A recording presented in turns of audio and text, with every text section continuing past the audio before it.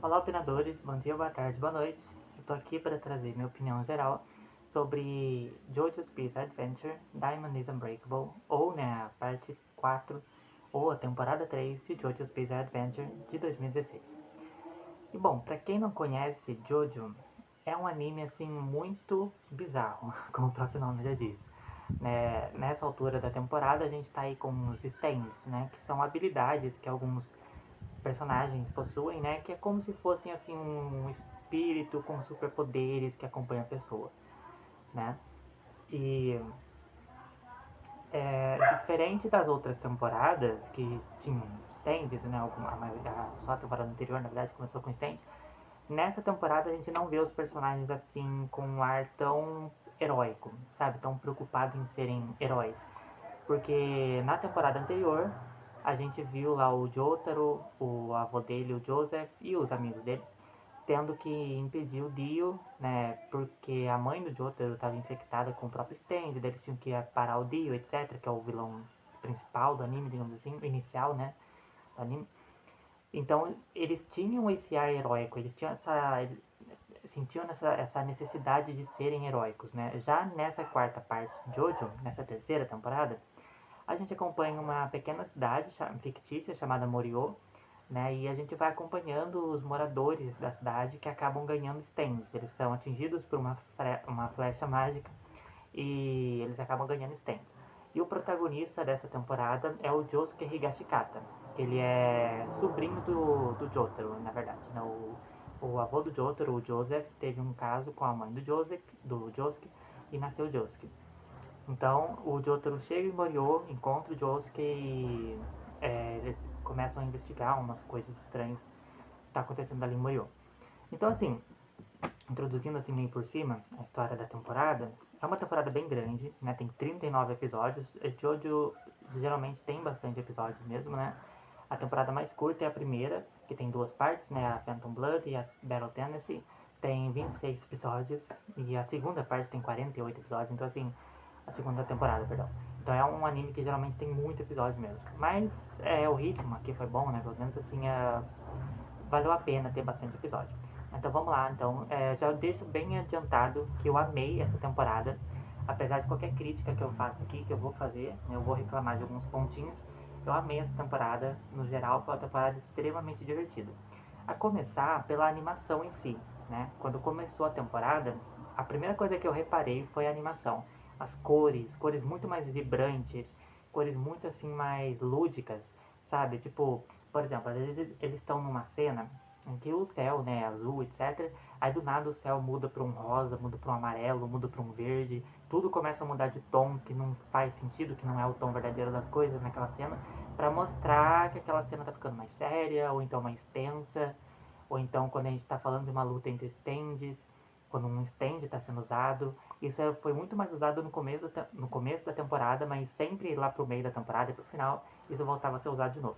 E eu amo essas partes porque visualmente fica muito bonito.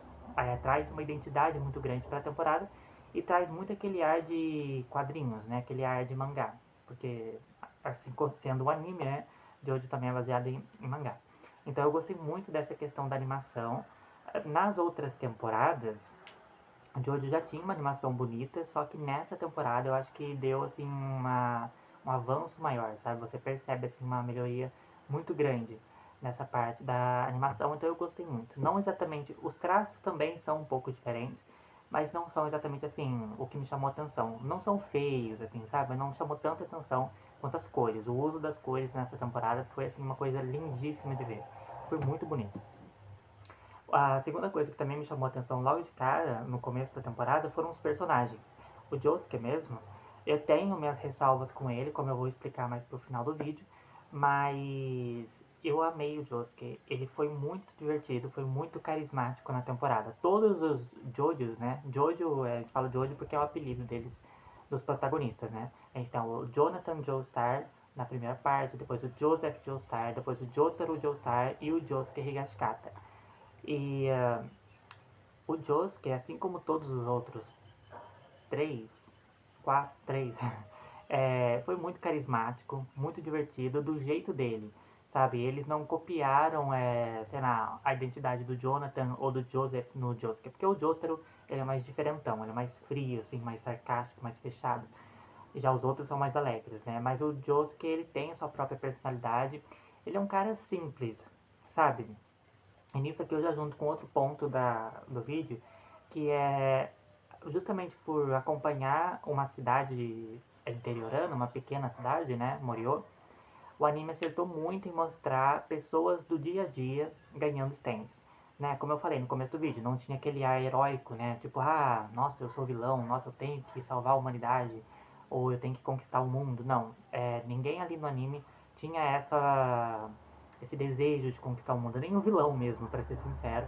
E também ninguém ali que era bonzinho tinha vontade, tinha a ideia de salvar a humanidade. Só o Koichi, né? Que é um que tem mais esse senso. Mas a grande maioria são pessoas no mais cabível assim do comum, né? Porque normal ali ninguém é, mas assim, são pessoas do dia a dia. Então você vê uma dona de salão de beleza, um cozinheiro, estudantes da escola, uma menina que se apaixona pelo cara e aí ela usa o stand para tentar sequestrar ele. O próprio Josuke, né? Os irmãos Nijimura, né? Que é o Kuyasu Keicho. Então, assim, você vê tudo quanto é tipo de gente ali ganhando stands e, assim, usando esses stands conforme eles vivem no dia a dia, na rotina deles no dia a dia, conforme lhes convém, sabe? E foi muito legal que essa temporada levou o termo bizarro, né, de JoJo's Bizarre Adventure ao máximo, porque aqui a gente não teve só pessoas, né, com stand, a gente teve rato com stand, a gente teve gato planta com stand, a gente teve alienígena com stand, a gente teve espírito, a gente teve fantasma, foi uma coisa assim, doida demais, foi uma coisa realmente bizarra e é legal, sabe, porque você nunca consegue prever o que vai acontecer no episódio seguinte, ou você nunca consegue prever qual vai ser o tipo de personagem que vai aparecer depois. Né? Tem personagem que usa o stand pro bem, a maioria começa usando pro mal, porque quando eles aparecem no anime, com exceção do Josuke e do Koichi, quando eles aparecem no anime, eles aparecem com um ar meio de vilãozinho, só que a maioria, pelo menos, acaba se tornando do bem mais pra frente. Só alguns que são mais vilões mesmo, né? Então, você vê eles usando porque eles acham que é conveniente. Por exemplo, a gente tem o Shigeti, que usa o stand dele, que é o Harvest, que são vários bichinhos assim que conseguem coletar as coisas. Então ele começa a coletar dinheiro, dinheiro perdido, moedas perdidas. A gente tem a moça da... Eu não lembro o nome dela, se é a Atsa, mas é a moça lá, a cabeleireira, né? Do salão Cinderela, que usa o stand dela para tratar a beleza das pessoas, por exemplo. A gente usa o Rohan Kishibe, a gente tem o Rohan Kishibe, perdão, que usa o stand dele, que ele é um mangaka, né, um criador de mangá, para ler a história, ler a vida das pessoas e se inspirar nas suas histórias. A gente vê o Tony, que é um cozinheiro, usando o stand dele na comida para curar problemas de saúde das pessoas. Então, essa temporada ela foi extremamente criativa nessa questão da variedade dos stands, no uso dos stands e nos poderes também, né? Então, eu achei muito legal. Teve até bebê invisível também, como stand nessa temporada. Então, enfim, eu achei muito legal essa parte. Para mim foi um ponto alto, né, de Diamond is Unbreakable que me agradou bastante. Uma coisa que me incomoda em tudo quanto é série é episódio filler, né? Que a gente fala. Que trazendo aqui para um tom mais patriota brasileiro, a gente pode falar de episódio solto. Porque toda temporada de série que não seja serializada, igual o Doctor Who, né? Que é uma aventura diferente a cada semana e lá de vez em quando tem uma história principal.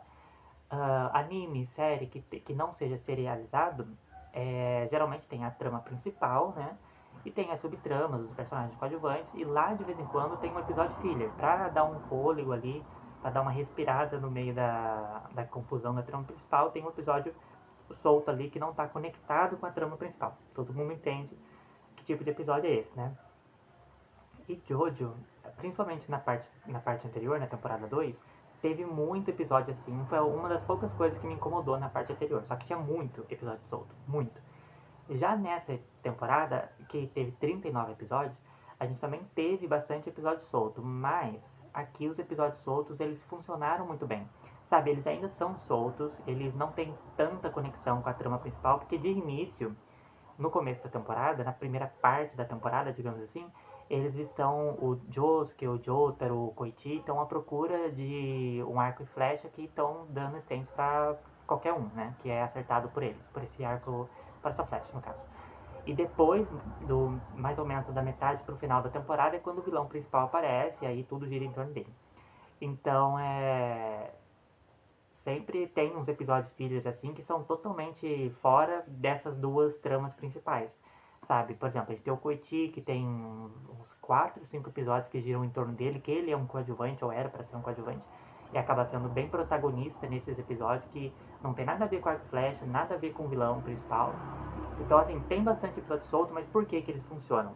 Porque conforme a temporada vai andando e vai chegando lá no final, sempre aqueles personagens, aqueles elementos, aquelas coisas que foram apresentadas lá atrás, naqueles episódios fillers, naqueles episódios soltos, são usados lá na frente, aqueles, aqueles elementos. Então isso acaba dando uma utilidade para esses episódios soltos, né?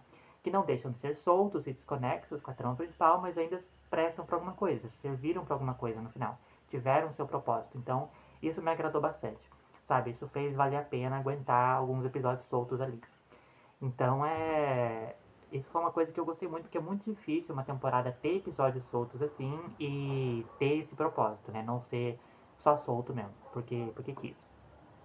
E falando em vilão, como eu mencionei, aqui a gente teve um dos vilões mais insanos que eu já vi em séries em geral. De início, a gente teve o Dio, né, na primeira temporada, na primeira parte da primeira temporada, e depois na segunda temporada.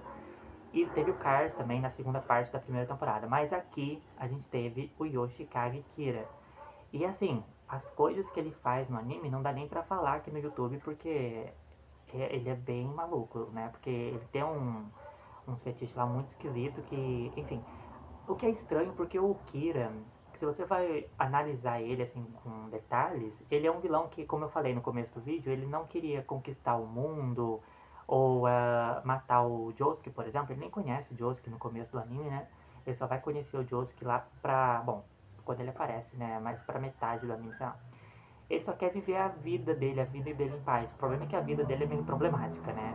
Ele tem fascínio por mãos, basicamente. Só que o jeito que ele pega essas mãos é meio estranho. Tem que olhar o anime pra vocês entenderem. E é basicamente isso. Ele tem esse fascínio por mãos femininas decepadas. Mas assim, o interessante do Kira não é só essa insanidade dele. Porque se fosse só isso, muitas séries têm vilões psicopatas, igual a série atual que eu vi, por exemplo, Dias Perfeitos, que também tinha um vilão psicopata. Mas o Kira, além de um vilão maluco, ele é muito, muito, muito inteligente, tipo, extremamente inteligente. Não questão de estratégia de luta ou de habilidade de combate, por exemplo, igual o Dio era, ou o Cars.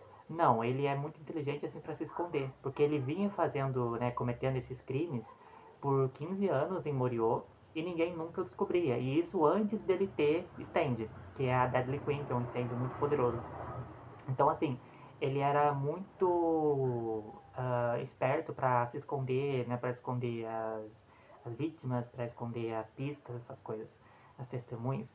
Então, ele foi um vilão assim extremamente inteligente que deu muito trabalho para os protagonistas descobrirem o nome dele, encontrarem ele para derrotarem ele. Nossa, foi extremamente trabalhoso. Então, assim, e ele é um vilão tão influente, tão impactante, que quando ele chega na temporada, você só quer saber dele, você não quer saber de nenhum outro episódio solto, assim. Sabe, a temporada inteira ela começa a girar em torno do Kira, depois que ele aparece na temporada, né? E assim como o Dio, ele é um vilão que quando ele chega, quando ele entra em cena, você fica arrepiado, sabe? Você fica assim, tipo, o que esse cara vai fazer? Quem que ele vai matar? Sabe, é um vilão que consegue te passar o medo, consegue te passar a aflição dele, né? Porque você sabe o que ele faz, ele é imprevisível, ele tem um poder muito forte. Então é um vilão assim que passa essa presença mesmo maligna. Então é um vilão extremamente bem feito. O que ele é um dos melhores vilões que eu conheci esse ano nas séries e animes que eu vi. Ahn, Agora, bom, no geral, foi isso, né? As coisas que eu mais gostei na temporada. Não teve muito, muito, muito assim o que falar, né? Mas De reclamação, eu tenho mais 2 pontos só para pontuar aqui, né? Primeiro é que o Josuke não teve protagonismo, né? Como eu falei mais no começo do vídeo, que eu gostei muito do Josuke como personagem, ele é muito carismático, eu acho ele muito estiloso, mas ele não teve protagonismo. Ele não foi protagonista. Tipo, que nem eu falei, em vários episódios ele sequer aparece, né? Tipo, a gente segue, por exemplo, o Koichi, né? Ou então o Rohan e o Koichi e o Hazamada junto com o Rohan, e outros personagens extremamente coadjuvantes ali, tendo uma relevância muito maior que o Josuke em vários episódios. Então, assim, eu até então, até aí, tava tudo bem, mas quando chega no final da temporada, é óbvio que eu vou dar spoiler, né? Quando chega no final da temporada, a coisa fica ainda pior. Porque, assim, gente, o Jotaro, que foi o protagonista da temporada anterior, ele tá nessa temporada. E ele é extremamente carismático, ele rouba a cena sempre que ele tá ali. Então, durante a temporada, eu tava pensando, poxa, eu acho que o Jotaro.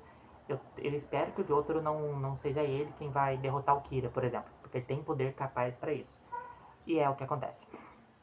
E basicamente não é o Josuke quem derrota o Kira. Ele luta contra o Kira, consegue deixar o Kira bem ferido, mas quem dá o golpe final, quem consegue acabar com o Kira, é o Jotaro. Então, tipo assim, isso pra mim foi a gota d'água pra acabar de vez com o protagonismo do Josuke. Porque assim, o Josuke, aquela noção de se importar com o Morio, se importar com os moradores da cidade, ele praticamente não tem durante a temporada. É mais o Koichi que se preocupa com quando ele descobre que tem uma assassina solta, quando ele descobre que as pessoas estão sumindo, ele mesmo começa a se preocupar com os moradores ali, independente se o assassino é usuário de stand ou não. Já o Josuke, ele só começa a se preocupar quando o Shigeti, né, um amigo dele, acaba sendo morto pelo Kira. Então, para mim, um dos defeitos só, né, um dos 2 defeitos da temporada foi essa questão do protagonismo do Josuke, que ficou bem a desejar. E a outra coisa também tem relação com o final da temporada. Não é um defeito assim tão grande, não me desagradou tanto, mas é algo válido de se comentar. Porque em todas as outras 3 partes, e outras 2 temporadas, quando chega ali pro final, nos últimos episódios, a tensão do anime vai lá em cima, sabe? Tipo, no final de cada episódio tem um gancho incrível que você fica extremamente curioso para assistir e se, né, agora que já tá tudo lançado, você pega e assiste uns 3, 4 episódios num dia só. Eu lembro que na parte anterior, na parte do Jotaro, inclusive, o Jotaro versus o Dio, né? Quando chega na parte final, que eles entram na casa do Dio, cara, aquilo lá é uma adrenalina pura, uma tensão pura, é personagem importante morrendo, é usuário de stand forte pra caramba, é luta insana pra caramba. O Dio, então, quando ele entra em combate com o Jotaro, é incrível. Aí quando chega nessa parte do Josuke, não é chato, não tô dizendo isso. Mas não tá nesse nível, sabe? A gente vê lá o Josuke, o Rohan, o pessoal ainda atrás do Kira, o Kira fazendo tudo que pode para escapar. A gente tem uns 3 episódios tensos pra caramba ali, que é quando o Kira prende o Hayato, que é o filho do homem por quem ele estava se passando, num loop temporal ali. Esses 3 episódios, essa situação em si foi bem tensa, foi interessante de acompanhar, mas depois disso, os finais dos episódios não me deixavam tão interessados em ver o próximo, sabe? Eu queria ver o próximo porque eu sabia que estava acabando a temporada e eu tinha que ver de qualquer forma. Mas não me deixavam tão empolgados assim, tão tensos assim, preocupados assim, sabe? Então eu acho que a temporada também falha um pouco nisso aí, sabe? Eu não sei se é porque o vilão não tinha essa vontade de poder tão forte quanto os outros vilões, né? Mas eu acho que a temporada poderia ser melhor nesse ponto também.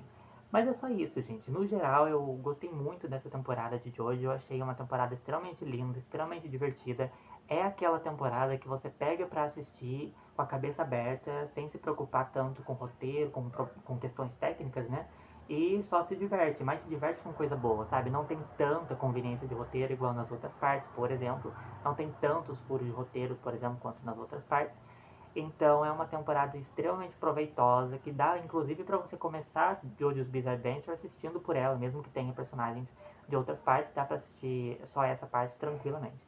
Então eu recomendo demais Diamond is Unbreakable, né? A parte 4 do Josuke Higashikata. E eu mal posso esperar para assistir a próxima parte, que é Golden Wind, com o Giorno Giovanna. que já foi lançada, e a próxima parte que vai ser lançada ano que vem, que é o Steel Ball Run, com o Johnny Joestar num universo diferente, uma coisa doida.